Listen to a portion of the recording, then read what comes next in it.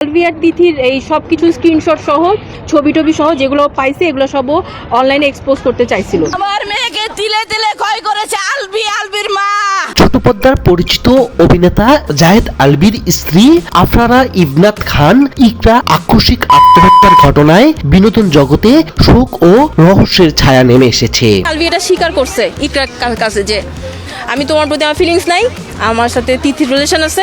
ইকরার মৃত্যুর পর তার ঘনিষ্ঠ বন্ধু নুসরাত জাহান তিশার ফাঁস করা দীর্ঘ মেসেঞ্জারে চ্যাট এবং সামাজিক মাধ্যমে পোস্ট থেকে বেরিয়ে এলো এক অবহেলিত স্ত্রীর আর্তনাদ। সেখানে সরাসরি অভিযোগ উঠেছে আলভির সঙ্গে এক সহ অভিনেত্রী তিশার পরকীয় এবং দীর্ঘ 15 বছরের দাম্পত্য জীবনের চরম অবহেলার। দিন যাবত ইভেন 3 বছর যাবত এই মেয়েটার সাথে তার এটা আমরা সবাই প্রমাণ। ওই মেয়ের বার্থডে সেলিব্রেট করার জন্য আলভিওকে নেপালে নিয়ে গেছে এন্ড ইকরা এগুলো সব জানে। মৃত্যুর কয়েক ঘন্টা আগে সামাজিক যোগাযোগ মাধ্যমে স্বামী স্ত্রীর মধ্যকার মানসিক দূরত্ব জনসম্মুখে আসে। শুক্রবার রাতে 3:13 আলভি তার ফেসবুকে স্ট্যাটাসে লেখেন, ভুল করলে মাপ মেলে কিন্তু মুক্তি মেলে না। স্বামী সেই পোস্টের নিচেই পাল্টা মন্তব্য করেন ইকরা, লেখেন অভিনন্দন, ভুল স্বীকার করতে পারলা আমিন, আমার আমিকে মুক্তি করে দিলাম, আবার কাঁদছো কেন।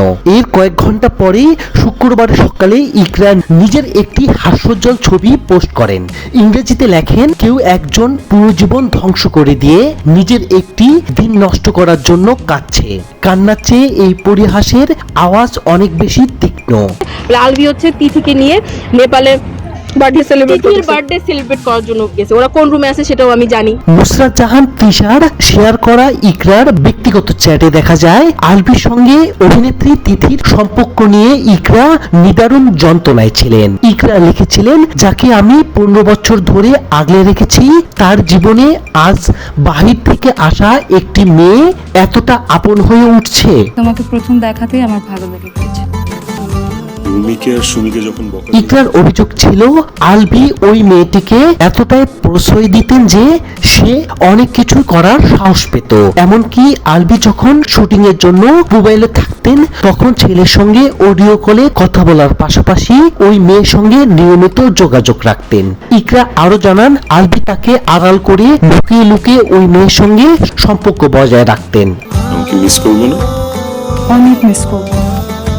একটা সত্যি কথা বলি, ফাঁস হওয়া চ্যাটে ইকরার মাতৃত্বকালীন হাহাকারের কথা ফুটে উঠেছে। তিনি লিখেছেন, সন্তানের প্রতি মায়া থাকলে তিথি আলভির জীবনে এতটা অগ্রাধিকার পেত না। শুধুমাত্র সন্তানের ভবিষ্যতের কথা ভেবে তিনি আলভির পাশে থাকতে চেয়েছিলেন, কিন্তু সেখানে তার নিজের কোনো সত্যিকারের চাওয়া পূরণ হচ্ছিল না। ইকরা আরো জানিয়েছেন, ফেসবুকে আলভিকে নিয়ে গর্ব করে পোস্ট দিলেও দিন শেষে মানুষ যখন তাদের সম্পর্ক নিয়ে হাসাহাসি করত তখন তার খুব লজ্জা লাগতো।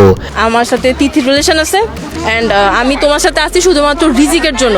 ইকরার বন্ধু তিশার দাবি, ইকরা মোটেই আত্মহত্যার মতো মেয়ে ছিল না, বরং 2022 থেকে 2026 পর্যন্ত তাকে তিলে তিলে ট্রিগার করা হয়েছে এবং এই চরম পথ বেছে নিতে বাধ্য হয়েছে।